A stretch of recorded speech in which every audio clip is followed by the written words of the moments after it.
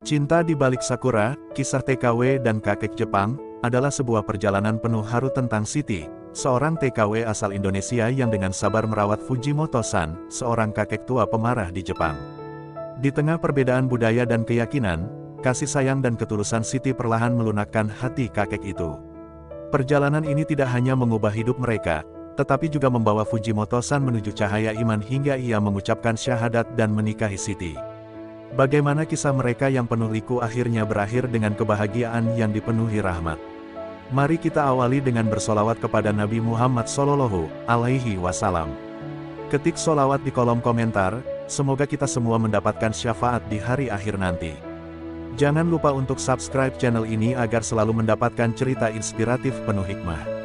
Semoga pendengar cerita ini selalu dilimpahkan pahala dan kelancaran rejeki, amin. Ayo, mari kita simak cerita selengkapnya. Siti menghapus embun dari kaca jendela bus yang membawanya ke desa kecil di prefektur Yamanashi, Jepang.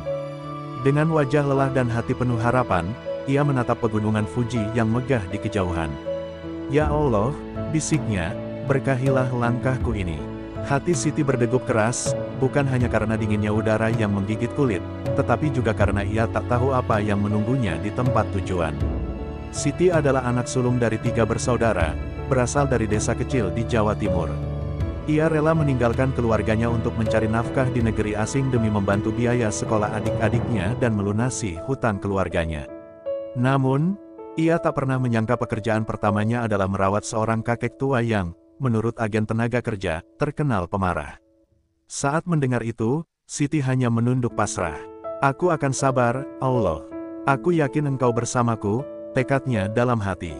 Ketika sampai di rumah besar bergaya tradisional Jepang, pintu geser kayu dibuka oleh seorang wanita parubaya. "Siti-san?" tanya wanita itu dengan nada formal. Siti mengangguk sambil membungkukkan badan. Wanita itu adalah Keiko-san, anak perempuan Fujimoto-san, yang menyerahkan tanggung jawab perawatan ayahnya kepada Siti. "Ayah saya, agak sulit, tapi tolong sabar ya," katanya dengan senyum yang terlihat dipaksakan. Pertemuan pertama Siti dengan Fujimoto-san berlangsung tegang. Pria tua itu duduk di kursi roda, matanya tajam seperti elang yang siap menerkam. "Kenapa kamu lambat? Apakah orang Indonesia tidak tahu arti waktu?" bentaknya. Siti terdiam sejenak, mencoba menenangkan dirinya. Dengan lembut, ia menjawab, "Maaf, Fujimoto-san. Saya akan berusaha lebih cepat." Fujimoto hanya mendengus sambil membuang muka, seolah menolak keberadaan Siti. Hari pertama berjalan penuh cobaan. Saat Siti menyajikan makan malam, Fujimoto-san langsung memukul meja. "Ini apa? Aku tidak makan makanan seperti ini," teriaknya. Siti dengan gemetar menjelaskan bahwa ia hanya mengikuti arahan dari Keiko-san. Namun, kemarahan kakek itu tak mereda. Siti menahan air mata, berjalan perlahan keluar ruangan, dan memohon dalam hati, "Ya Allah, beri aku kekuatan." Malam itu, Siti menangis dalam keheningan. Ia mengingat wajah ibunya yang mengantarnya ke bandara, dengan mata basah dan senyum getir.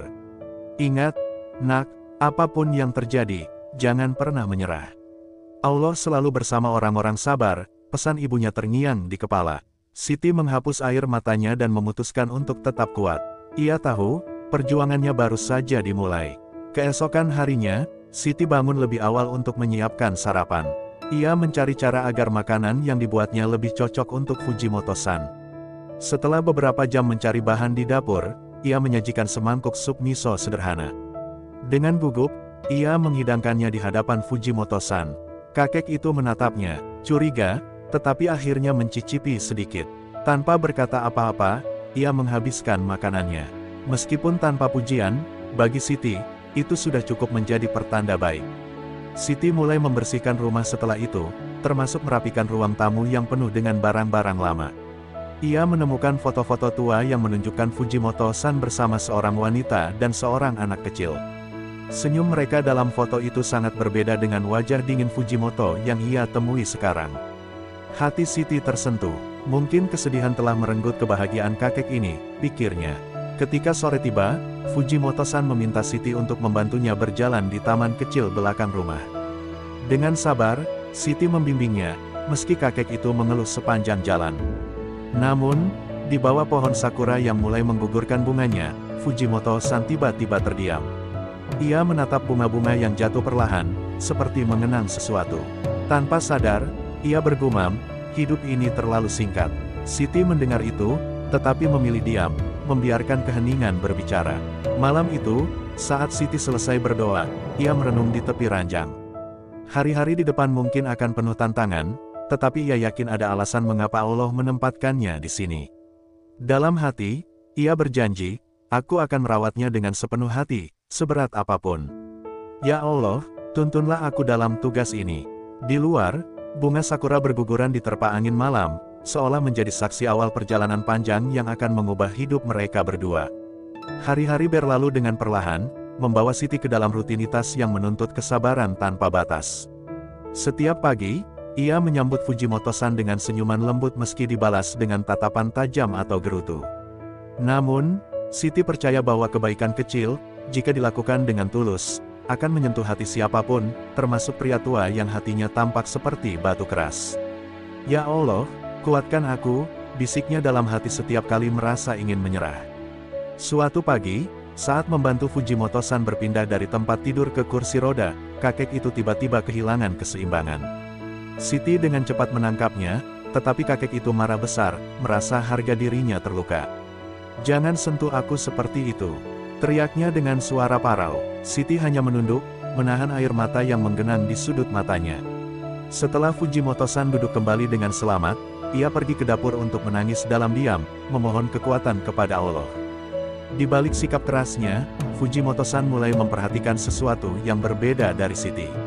Ia melihat betapa gigihnya perempuan muda itu membersihkan rumah, memasak, dan bahkan tetap melayani tanpa mengeluh meski sering dimarahi. Ada sesuatu dalam cara Siti membawa dirinya, kesederhanaan, ketulusan, dan keteguhan hati, yang perlahan menarik perhatian Fujimoto-san. Namun, ia terlalu kaku untuk mengungkapkan apa yang dirasakannya. Siti tak pernah lupa menyisipkan doanya setiap malam. Ia sering duduk di tepi ranjang, memandangi langit malam dari jendela kecil di kamarnya. Ia mengingat kembali alasan mengapa ia berada di sini, di negeri asing yang dingin ini. Ya Allah, jika Engkau menempatkanku di sini untuk membantu orang lain, maka jadikan aku alatmu untuk membawa kebaikan, doanya lirih. Suatu hari, saat membersihkan rak buku tua milik Fujimoto-san, Siti menemukan sebuah album foto yang berdebu. Ia membuka halaman pertama, melihat gambar seorang pria muda dengan seorang wanita cantik yang tersenyum bahagia. Di samping mereka, berdiri seorang anak kecil yang ceria. Siti merasa ada sesuatu yang familiar dalam senyuman itu, sebuah kebahagiaan yang tampaknya telah hilang dari hidup Fujimoto-san. Ketika Fujimoto-san menyadari album itu ada di tangan Siti, ia memintanya dengan kasar. "Jangan sentuh itu," bentaknya. Namun, saat mengambil album itu, tangannya gemetar. Fujimoto-san menatap foto-foto itu dengan mata berkaca-kaca, tanpa kata-kata. Siti, yang berdiri di sudut ruangan, hanya bisa menyaksikan dalam diam. Ia tahu ada luka mendalam di hati pria tua itu, tetapi ia tidak berani bertanya. Malam itu, suasana rumah terasa lebih sunyi dari biasanya. Fujimoto-san tidak lagi marah atau mengeluh. Ia duduk di kursi rodanya di dekat jendela, menatap langit berbintang. "Siti," panggilnya pelan, suara yang nyaris tak terdengar. Siti, yang sedang membereskan dapur, segera menghampirinya. "Ya, Fujimoto-san," jawabnya lembut. Kakek itu terdiam sejenak, lalu berkata, "Hidup ini tidak selalu seperti yang kita rencanakan. Kadang, segalanya direnggut sebelum kita siap." Siti hanya mendengarkan, membiarkan kakek itu mengungkapkan perasaannya. Fujimoto-san melanjutkan, "Aku kehilangan istriku dan anakku dalam kecelakaan beberapa tahun lalu. Sejak itu, aku merasa hidupku kosong, seperti tidak ada lagi alasan untuk terus hidup." Kalimat itu keluar seperti angin yang telah lama tertahan. Siti merasa dadanya sesak mendengar kisah itu, tetapi ia tahu ini adalah momen penting. "Saya turut berduka, Fujimoto-san," ucapnya dengan tulus. "Tapi saya yakin, Allah tidak pernah memberikan cobaan tanpa alasan." Kata-kata itu membuat Fujimoto-san menatap Siti dengan tatapan yang berbeda. Untuk pertama kalinya, ia tidak merasa tersinggung atau marah mendengar nama Allah disebut. Ada ketulusan dalam suara Siti yang membuatnya merenung. Mungkin, pikirnya, perempuan muda ini tahu sesuatu yang bisa mengisi kekosongan di hatinya. Malam itu, ketika Siti selesai berdoa, ia merasakan ada harapan kecil yang mulai tumbuh di antara mereka. Mungkin, Dinding keras yang mengelilingi hati Fujimoto-san mulai retak, sedikit demi sedikit. Di bawah langit malam Jepang yang dipenuhi bintang, Siti kembali berdoa, "Ya Allah, jika Engkau mengizinkan, jadikan aku jalan bagi kebaikan dalam hidupnya." Matahari pagi menyinari taman kecil di belakang rumah Fujimoto-san. Siti, seperti biasa, membantu kakek itu duduk di bangku taman, di bawah pohon sakura yang mulai bermekaran. Mereka duduk dalam keheningan, tetapi kali ini keheningan itu tidak terasa canggung. Siti merasa ada sesuatu yang berubah. Wajah Fujimoto-san yang biasanya keras kini terlihat lebih tenang, meski ia belum sepenuhnya berbicara hangat.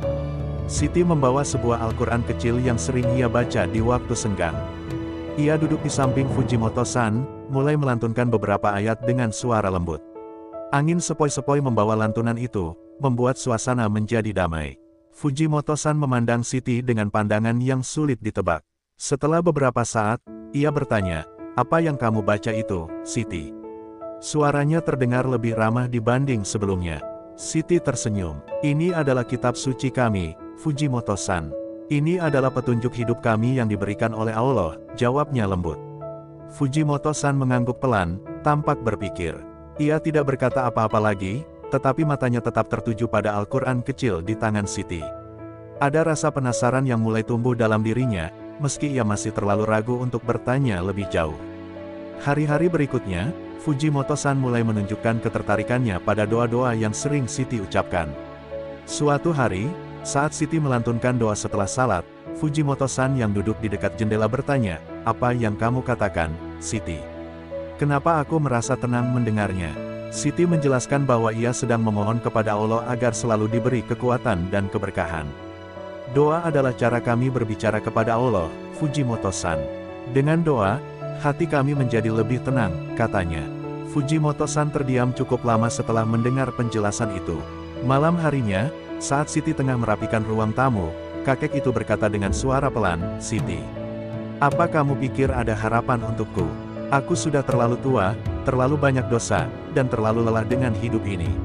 Suaranya terdengar putus asa, membuat Siti merasa pilu. Siti mendekat, lalu duduk di samping Fujimoto-san. "Selama kita masih diberi napas, Fujimoto-san, itu berarti Allah masih memberi kita kesempatan. Tidak ada kata terlambat untuk berubah dan menemukan kedamaian.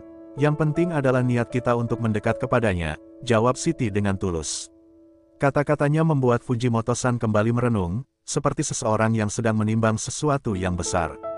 Beberapa hari kemudian, Fujimoto-san meminta Siti membawanya ke tempat yang berbeda. "Aku ingin tahu lebih banyak tentang apa yang kamu yakini, Siti," katanya. Siti, meski terkejut, merasa bersyukur. Ia membawa Fujimoto-san ke sebuah masjid kecil di kota terdekat. Di sana, imam masjid menyambut mereka dengan ramah dan sabar menjawab setiap pertanyaan Fujimoto-san tentang Islam. Suasana masjid yang tenang dan penuh kehangatan membuat hati kakek itu terasa nyaman untuk pertama kalinya setelah sekian lama. Ketika mereka kembali ke rumah, Fujimoto-san terlihat lebih ceria. Ia mulai membaca buku-buku tentang Islam yang diberikan oleh imam masjid. Siti melihat perubahan kecil namun nyata dalam sikapnya. Kakek itu kini lebih banyak tersenyum, meski kadang masih terlihat canggung.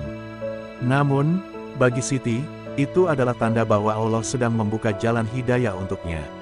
Suatu malam, ketika Siti sedang menyelesaikan pekerjaannya di dapur, Fujimoto-san memanggilnya. "Siti, aku ingin belajar berdoa seperti yang kamu lakukan," katanya. Mata Siti berkaca-kaca mendengar permintaan itu. "Tentu, Fujimoto-san, aku akan membantumu," jawabnya.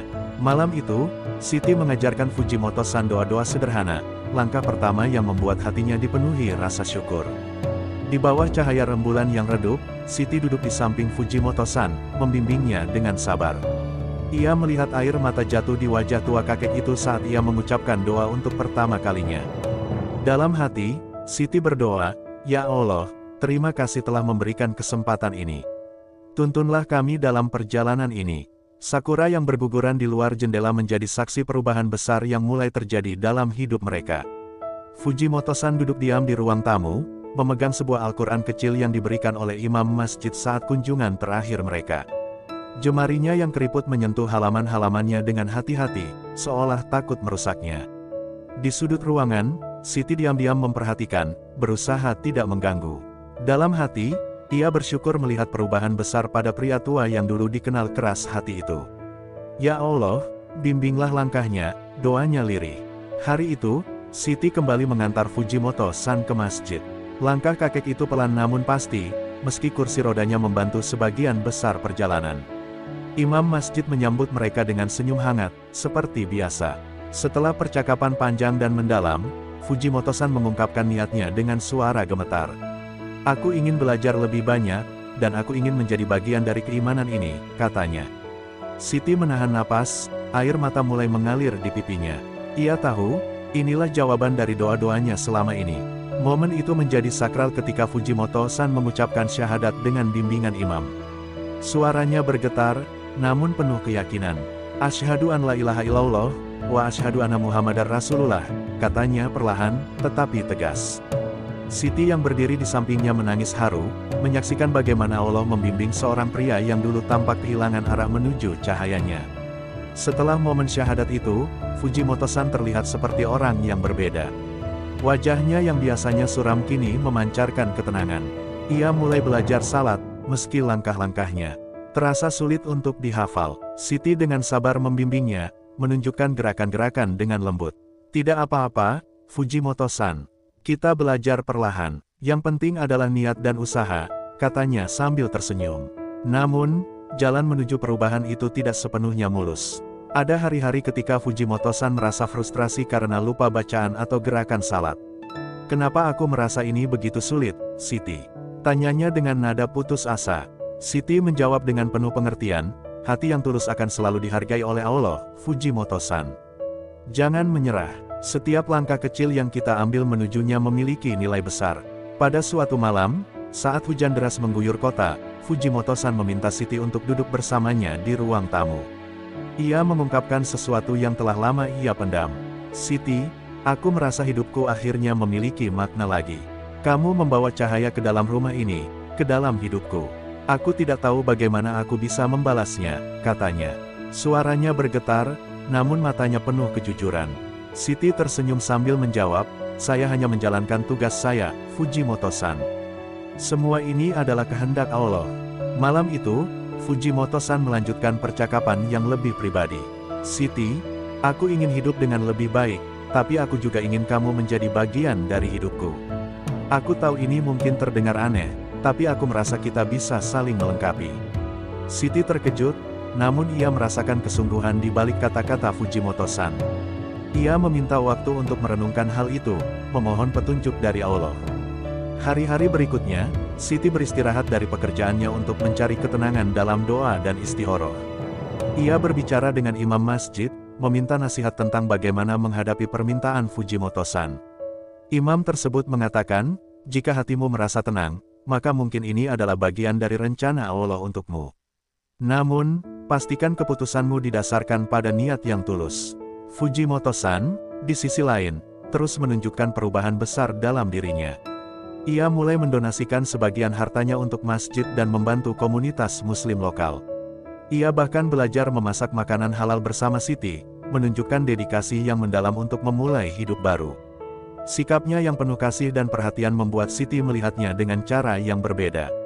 Malam itu, di bawah langit Jepang yang dipenuhi bintang, Siti memberikan jawaban kepada Fujimoto-san.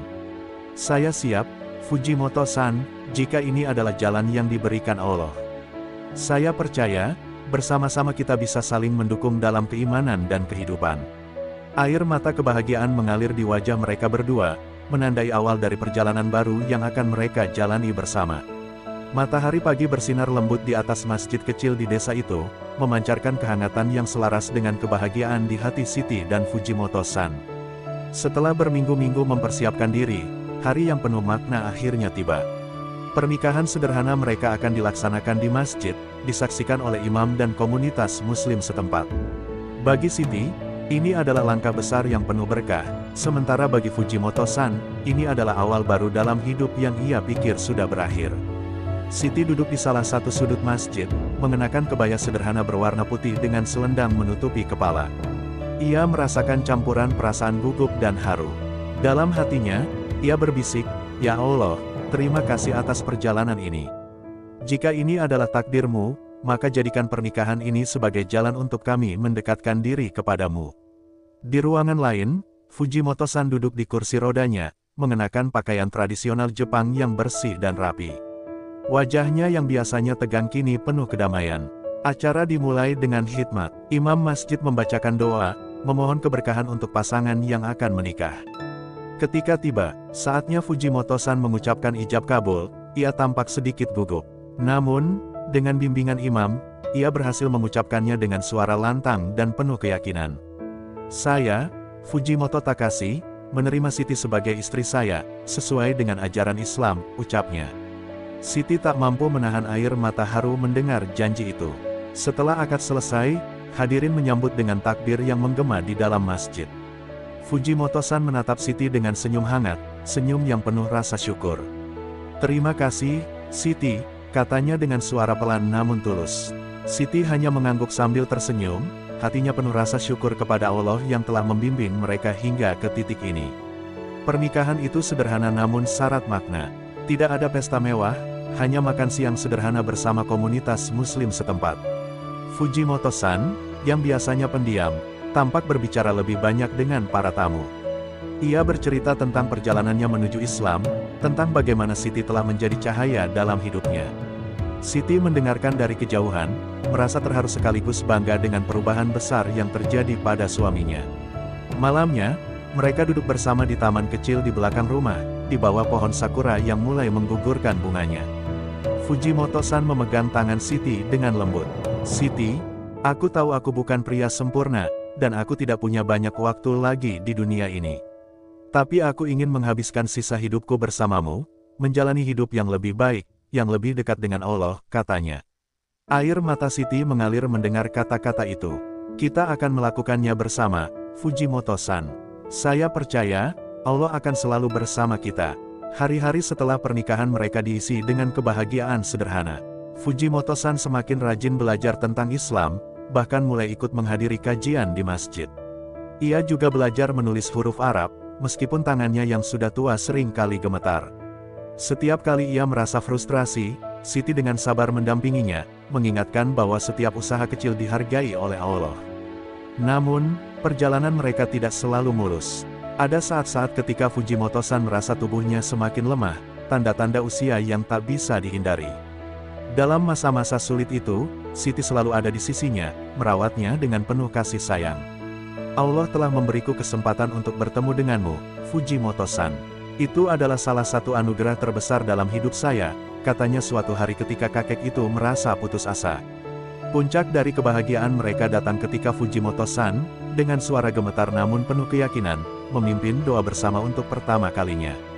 "Ya Allah, terima kasih telah memberiku kesempatan untuk mengenal cahayamu, untuk menemukan arti hidup yang sebenarnya," ucapnya dengan tulus. Siti, yang berada di sampingnya, tidak bisa menahan air mata haru. Di bawah langit Jepang yang penuh bintang, Siti dan Fujimoto-san menghabiskan malam itu dengan doa dan syukur. Mereka tahu, perjalanan mereka tidak berakhir di sini. Mereka percaya bahwa selama mereka tetap berjalan bersama dalam iman, Allah akan selalu membimbing mereka. Dan di taman kecil itu, sakura berguguran seolah menjadi saksi perjalanan cinta yang penuh keajaiban dan rahmat.